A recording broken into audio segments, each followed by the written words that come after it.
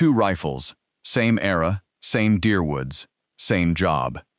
One has a hammer you cock with your thumb, and a tube under the barrel where cartridges lie nose to tail, like rail cars.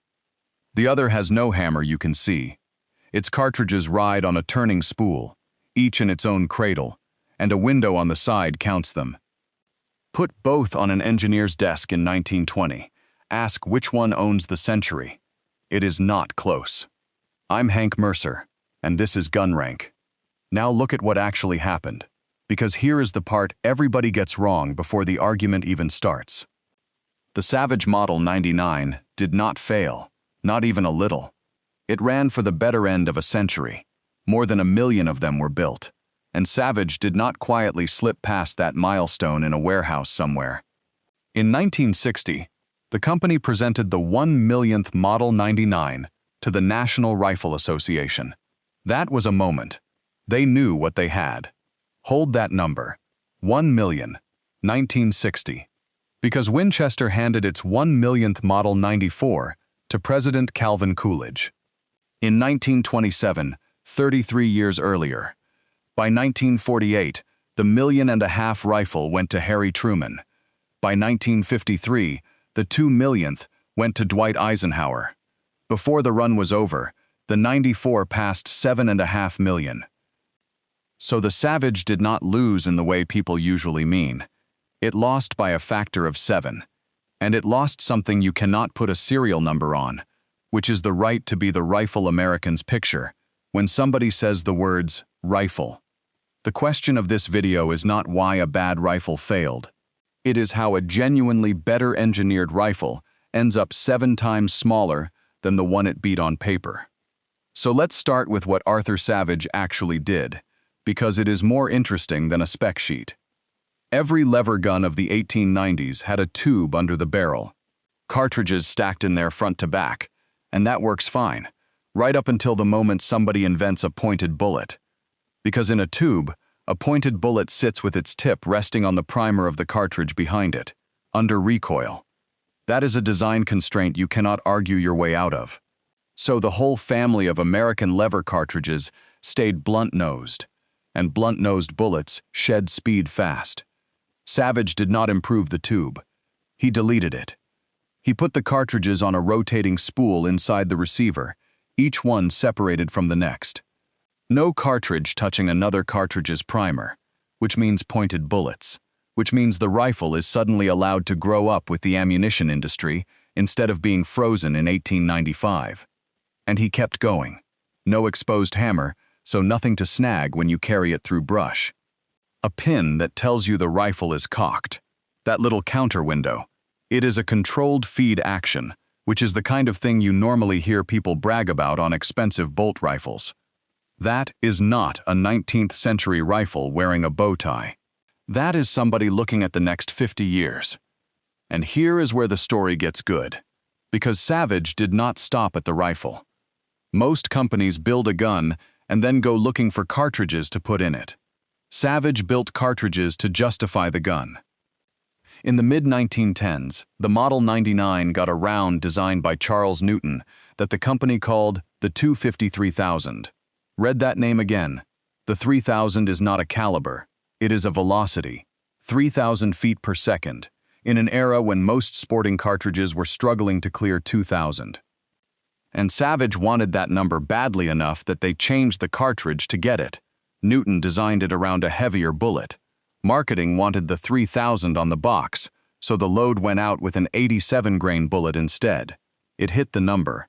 It also killed game inconsistently, and it took the ammunition makers years to circle back to what the designer had wanted in the first place. That is a very old lesson about what happens when the number on the box wins the argument. Then, 1920. The war is over, the doughboys have come home, and every one of them has watched the 30-06 work. They want a 30 caliber. The Model 99's receiver is too short to swallow the government round. So Savage made one that would fit. They took a 30-06 case, shortened it, gave it a short neck and a sharp shoulder to pack in as much as they could, and called it the 300 Savage, a 150-grain bullet at 2,700 feet per second, which matched the sporting .30-06 load of the day. A short, fat, efficient .30. In a lever gun, in 1920. Now, you have heard what comes next, and you have probably heard it wrong. 20-odd years later, the Army starts looking for a shorter .30 caliber round, and they start at Frankfurt Arsenal, with the .300 Savage as their reference point. That much is true, and well documented. But the thing they actually built was not a renamed .300 Savage. The experimental cases were made by shortening .30-06 brass, with different taper, and the design kept changing for years before it settled. What came out the far end was the 7.62 NATO, and its civilian twin, the .308 Winchester. So let's retire that one on air. The .308 is not the .300 Savage with a new name. The .300 Savage was the map. It was not the destination. But hold on to the irony, because it comes back for us later. Now the paradox. By the middle of the century, American hunters start putting glass on rifles, and the Model 99 is ready for that. In a way, almost nothing else in its class is. It throws its brass out the side, not out the top, so there is nothing in the way of a scope sitting low over the receiver. Savage started drilling and tapping them at the factory for scope mounts around 1950. The Winchester 94, meanwhile, ejects straight up, out the top, right through the space where you would like to put your scope. Winchester did not solve that with the angled ejection version until the early 1980s. 30 years. 30 years, where the Savage was the obvious choice for a scoped lever gun, and the Winchester was the awkward one. The scope era should have been the Savage's revenge. It wasn't, and the reason is the most misunderstood thing in this entire argument. Because we have been telling this story as though Winchester's rifle was the simple one, the old one, the one that got by on nostalgia and a cowboy hat. That is not what happened. When Winchester put John Browning to work on what became the Model 1894, the assignment was not make our best lever action. It was two things at once. Handle the higher pressures of the new cartridges, and be simpler to manufacture than what we are building now. That second half is the part that gets left out of every version of this story. Browning's answer was a single locking lug that crosses the action, instead of the pair of vertical lugs in the earlier 86 and 92 designs. Fewer critical surfaces, fewer things that have to be perfect, strong enough for smokeless powder, and cheaper on the floor. Savage engineered more rifle, Browning engineered exactly enough rifle, and enough is a design achievement, not a compromise. Now, if you are still convinced the 94 won on marketing and name recognition, here is the piece of evidence that ends that argument. 1 year after the 94, Winchester released the Model 1895, also Browning. And it was not a tube gun. The 1895 had a box magazine under the action, cartridges stacked separately, which means pointed bullets. It ejected out the side, so it was scope-friendly. It swallowed full-size military cartridges, up to and including the .30-06. Theodore Roosevelt took one to Africa. So Winchester built the advanced lever action. Same company, same brand on the receiver, same distribution, same catalog, same century. Total production, across roughly 4 decades, about 425,000. And most of that was a single military contract for Russia. The civilian sporting rifles came to somewhere in the neighborhood of 130,000. 130,000 against 7.5 million 94s. Sit with that for a second. When Winchester itself offered American hunters the box magazine, spitzer-capable, scope-friendly lever gun, American hunters bought the simple one anyway, by something like 60 to 1, which means the Savage Model 99 did not lose because it wore the wrong name. It sold roughly 8 times what Winchester's own advanced lever gun sold to civilians. On that scoreboard, Arthur Savage's rifle is the most successful high-performance lever action anybody ever built. The category was just small. It was always small, and no logo was going to make it big. So why is the simple rifle the one that scales? Because every feature has 2 prices, and we only ever talk about one of them. There is the price the customer pays, And there is the price the factory pays. Every single day, forever, to keep making that feature. That rotating spool is a machined assembly. The action around it is more involved. And by the end of the Model 99's life, the people who ran Savage were blunt about what that meant. The rifle needed a lot of hand-fitting, parts that a person has to work until they agree with each other. Hand-fitting does not scale. You cannot hire your way out of it forever, and every year that labor gets more expensive, the rifle gets harder to justify. Meanwhile, the Winchester and its cartridge had become one object in the American mind. The 94 and the 30-30. Winchester paired them in 1895 and never really unpaired them.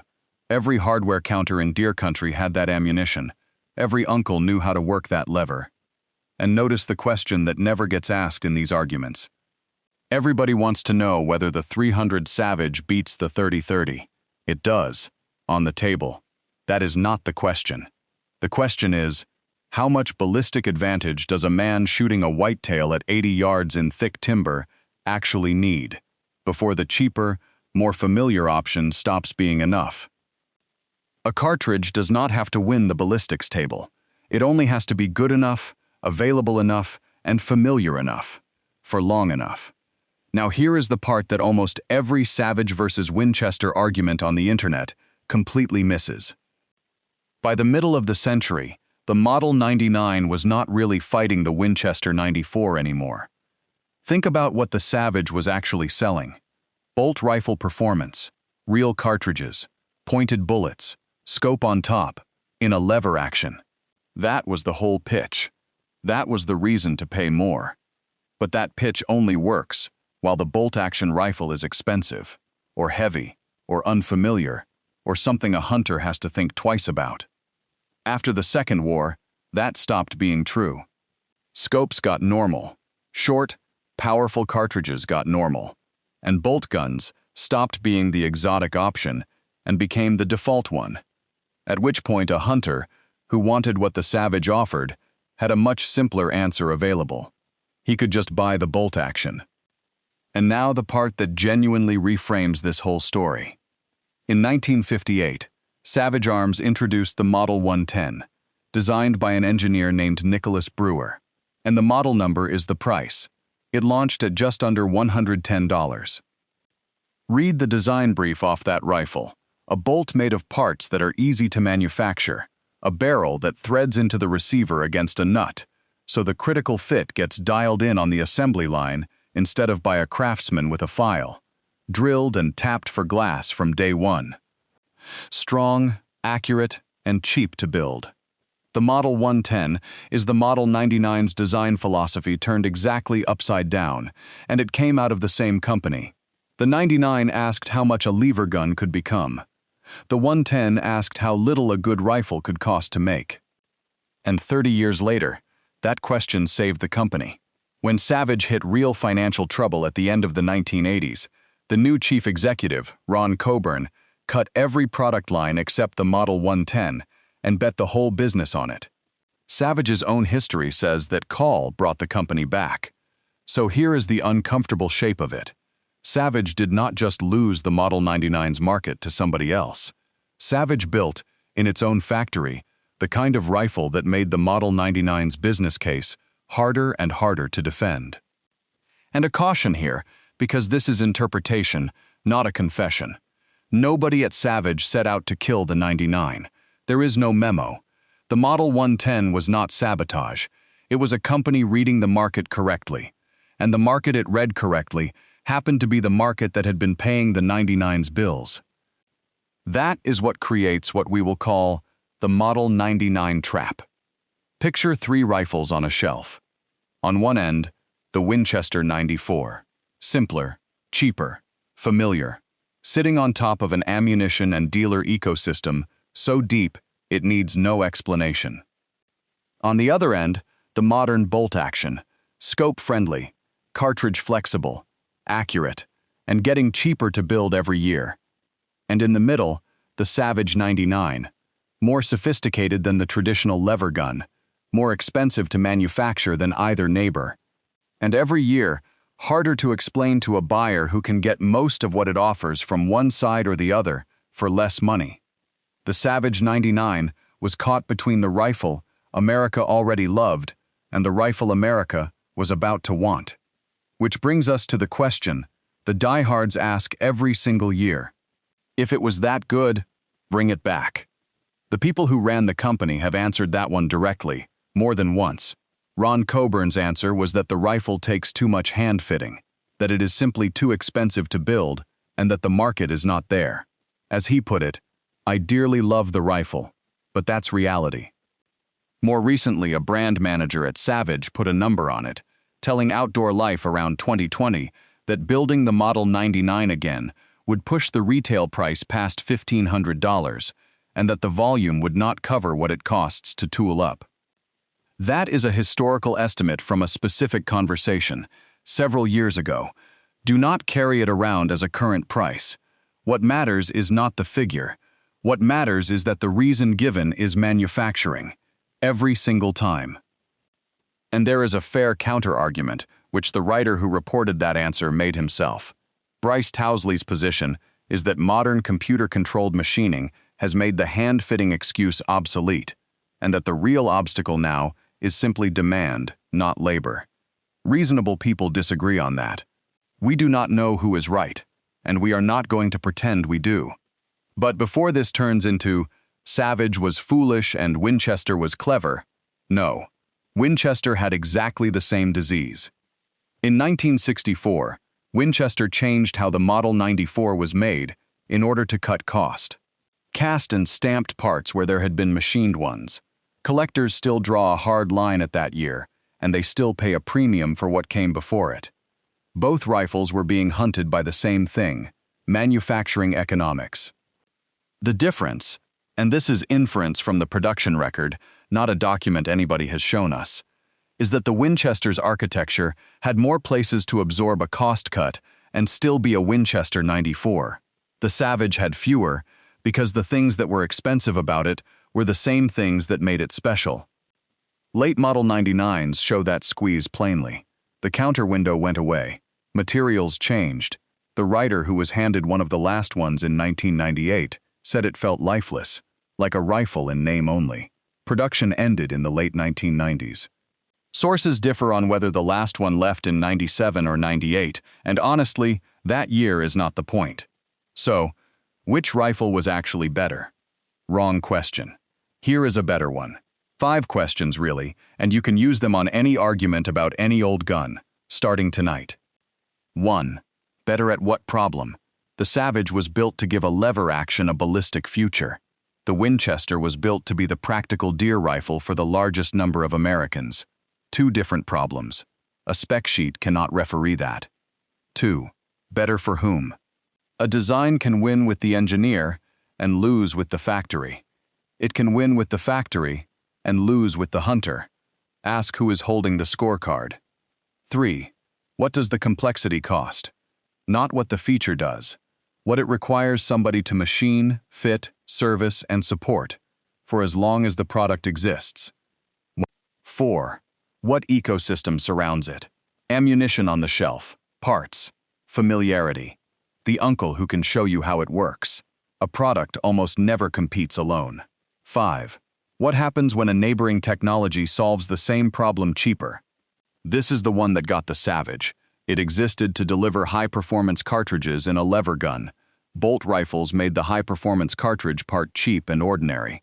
The Savage's answer stayed excellent. The question just got easier. Great products do not only lose to better products. Sometimes they lose because the problem they were brilliantly built to solve gets solved somewhere else for less. So we come back to the bench, and the 2 rifles, and the question we opened with. Why did the better rifle lose? Because better rifle was the wrong instrument. It always was. The Savage 99 did not lose because American hunters could not recognize good engineering. We know that because when Winchester offered them the same engineering under the most famous name in the business, they did not buy that either. It lost because in the end, everything the Savage offered became available in rifles that were easier to build, cheaper to justify, or already sitting in the corner of the deer camp, needing no explanation at all. The Winchester 94 became a great rifle because it understood how much rifle most hunters actually needed. The Savage 99 became a great rifle because it refused to stop asking how much more a lever gun could become. I have come to think that is the more honorable failure of the two, if it is a failure at all. One of them became the legend, the other became the rifle people still argue America should have chosen.